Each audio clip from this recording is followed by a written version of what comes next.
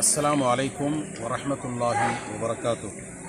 கண்ணியத்திற்கும் பேரன்புக்கும் உரிய சொந்தங்களே, கடந்த சில தினங்களாக இவ்வாண்டு புனித ஹஜ்ஜை நிறைவேற்றிய ஹஜ் கமிட்டியின் மூலமாக வந்தவர்களுடைய மனக்குமுறல்கள் நாம் பார்க்க முடிகிறது. ஹஜ் கமிட்டியின் மூலமாக வந்தவர்களுடைய அந்த மனக்குமுறலில் சவுதி அரசாங்கம் பாராமுகமாக இருந்தது என்று கூறுவதோடு, தமிழ்நாடு ஹஜ் கமிட்டியினுடைய நிர்வாகம் அவர்களும் பாராமுகமாக இருந்தார்கள் என்றும் சொல்லி பல செய்திகளை வெளியிட்டார்கள். இது பொதுவாக அவர்கள் சொன்ன செய்தியாகும். நடப்பு என்ன என்பதை பற்றி உங்களிடத்திலே பதிந்து பகிர்கின்றேன். நானும் ஒரு தனியார் நிறுவனத்தின் மூலமாக இவ்வாண்டு ஹஜ்ஜுக்கு வந்தேன். ஹஜ் கமிட்டியின் மூலமாக வந்தவர்களுக்கு பயான் செய்வதற்காக, ஹஜ்ஜுடைய கடமைகளை பற்றி சொல்வதற்காக 2 இடங்களுக்கு சென்றேன். சுமார் 500 பேரை சந்தித்தேன். 300 பேர் ஒரு கூட்டம், 200 பேர் ஒரு கூட்டம். அவ்வாறு சந்தித்து அவர்களுக்கு ஹஜ்ஜுடைய கிரியைகளை பற்றி பயான் செய்தேன். அவர்களோடு பழகியும் வந்தேன். என்னுடைய நட்புறவுகள் அதில் இருந்தார்கள். ஆனால் மனக்குமுறல்களை வெளிப்படுத்திய சிலர், அவர்களுக்கு சில சிரமங்கள் இருந்திருக்கலாம், அதை நம்ம மறுக்க முடியாது. என்னோடு பழகிய நான் சென்ற அந்த மக்களிடத்திலே விசாரிக்கும் பொழுது அல்ஹம்துலில்லாஹ் சிறப்பாக இருந்தது. தங்குவதற்கும் மற்ற அமைப்புகள் எல்லாம் மிக சிறப்பாக இருந்தது இந்த கூறினார். நம்ம அதையும் மறுக்க முடியாது.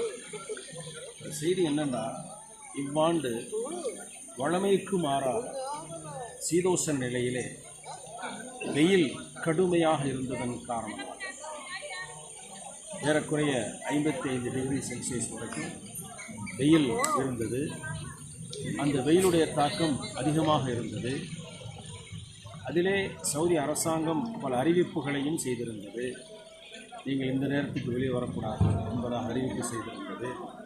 அத்தோடு சவுதி அரசாங்கத்தினுடைய காவல்துறையினர், சம்பந்தப்பட்ட வசாரத்துல் ஹஜ் அமைச்சகம், வசாரத்து சிஹா என்று சொல்லக்கூடிய சுகாதாரத்துறை அமைச்சகம், இராணுவ கட்டுப்பாடு, இவ்வனைத்துமே மிக அழகாக, சிறப்பாக, நேர்த்தியாக ஆஜிகளுக்கு பணிவிடைகள் செய்தார்கள் என்பது கண்கூடாக நாம் பார்க்க முடிந்தது.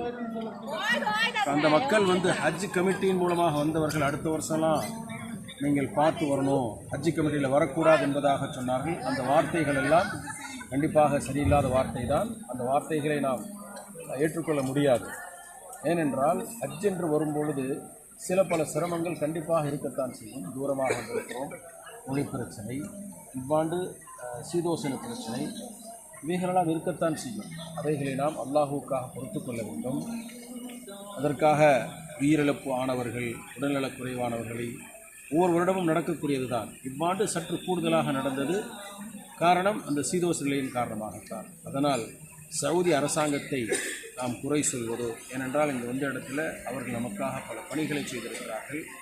தமிழ்நாடு ஹஜ் கமிட்டியின் மூலமாக வந்தவர்கள் அந்த சென்னையிலிருந்து வரக்கூடிய நேரத்தில் கண்ணியம் கௌரவமாக அனுப்பி வைத்தார்கள். இங்கு வந்ததற்கு பிறகு சில சிரமங்கள் இருக்கத்தான் செய்யும். ஆனால் ஹஜ் கமிட்டி நிர்வாகிகளுக்கு நான் சொல்லக்கூடிய ஒரே ஒரு அட்வைஸ் என்னன்னு சொன்னால், நான் பார்த்த வரைக்கும் ஹஜ் கமிட்டியின் மூலமாக ஹஜ்ஜுக்கு வந்தவர்களுக்கு மொழி பிரச்சனை இருக்குது. வெறும் தமிழ் மட்டும் தெரிந்தவர்கள், உருது மொழி தெரியாதவர்கள் இருக்கிறார்கள். உருது மொழி தெரிந்தவர்களை வாலண்டியர்களாக போடும் பொழுது உருது தெரிந்தவர்களுக்குத்தான் பயனுள்ளதாக இருக்கும், தமிழ் மட்டும் தெரிந்தவர்களுக்கு பயனற்றதாக இருக்கிறது.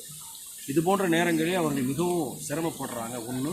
இரண்டாவதாக, அவர்கள் இருக்கக்கூடிய நேரங்களில் எந்த நேரத்தில் எத்தனாம் தேதி போகிறோம் அப்படின்றத ஒரு நாளைக்கு முந்தி தான் சொல்கிறாங்க. அந்த ஷெட்யூல் ஒரு 2-3 நாளைக்கு முன்னாடி சொன்னால் அவங்களுக்கு தெரியும். அங்கேருந்து வரும்பொழுதே அந்த ஷெட்யூல் கொடுக்கணும். இதெல்லாம் திருத்திக் கொள்ள வேண்டும் என்று ஹஜ் கமிட்டி நிர்வாகத்திற்கு நான் தெரிவித்துக் கொள்கிறேன். தமிழ்நாடு ஹஜ் கமிட்டியினுடைய தலைவராக பொறுப்பேற்றிருக்கக்கூடிய சகோதரர் அப்துல் சமத் எம்எல்ஏ அவர்களுக்கும் நன்றியை தெரிவித்துக் கொள்கிறோம். மிக அழகாக, சிறப்பாக. அத்தோடு அத்தா குணங்குடி ஹனீஃபா அவர்களும் அவர்களுடைய அந்த டீம், அவர் குழுவும் மிக சிறப்பாக, வாலண்டியர்ஸ் எல்லாமே சிறப்பாக அங்கிருந்து அனுப்பி வைத்தார்கள். இங்கு வந்ததற்கு பிறகு இது போன்ற சில குறைபாடுகளை நீங்கள் கண்டறிந்து அதை அடுத்த ஆண்டு நீங்கள் சரியாக்கி கொள்ள வேண்டும் என்று என்னுடைய ஆலோசனையாக வழங்கிக் கொள்கிறேன். ஆக ஹஜ்ஜுக்கு வந்தவர்கள் ஹஜ்ஜுடைய நேரத்தில் இறைவணக்கம் செய்யும் பொழுது கண்டிப்பாக சிரமங்கள் இருக்கத்தான் செய்யும். பிரயாணத்தில் சிரமம் இருக்கும் என்பது நபிகள் நாயகம் கருத்தாக இருக்கிறது. அதனால் யாருக்காவது அப்படிப்பட்ட நிலையிலே மனக்குமுறல்கள் பல மன சிரமங்கள் ஏற்பட்டுவிட்டால் அவர்கள் அல்லாஹுக்காக அதை பொறுத்துக் கொள்ள வேண்டும். அல்லாஹ் அதை நன்மையாக்கி தருவான் என்ற செய்தியை இன்று 26ஆம் தேதி ஜூன் மாதம் 2024 இன்று ஜபலுன் நூர் என்று சொல்லக்கூடிய ஹிரா குகை மலை அடிவாரத்தில் இருக்கக்கூடிய இந்த மியூசியத்திலிருந்து இதை பதிந்து பகிர்கின்றேன். எல்லாம் வல்ல இறைவன் ஹஜ்ஜுக்கு வந்திருந்த ஹாஜிகளுடைய ஹஜ்ஜுடைய அமல்களை ஏற்று ஹஜ்ஜை மக்பூல் மப்ரூராக ஆக்கி தர வேண்டும் என்று பிரார்த்தனை செய்வதோடு வந்திருந்த நேரங்களில் நீங்கள் செய்த அத்தனை துஆக்களையும் அத்தனை வணக்கங்களையும் அல்லாஹ் கபூல் செய்வானாக என்று அல்லாஹ்விடத்தில் பிரார்த்தனை செய்வதோடு இந்த ஹாஜிகள் வந்து சேர்வதற்காக அவர்களுக்கு செய்த பணிவிடை செய்த ஒவ்வொருவருக்கும் அல்லாஹ் நற்கூலியை தர வேண்டும், ஈருலக நட்பாக்கியங்களையும் தர வேண்டும் என்று இந்த இடத்திலிருந்து பிரார்த்தனை செய்கின்றேன். நான் உங்கள் அபூபக்கர் சித்திக், அல் ஃபலா ஹஜ் சர்வீஸ், சென்னை. அஸ்ஸலாமு அலைக்கும் வரஹ்மத்துல்லாஹி.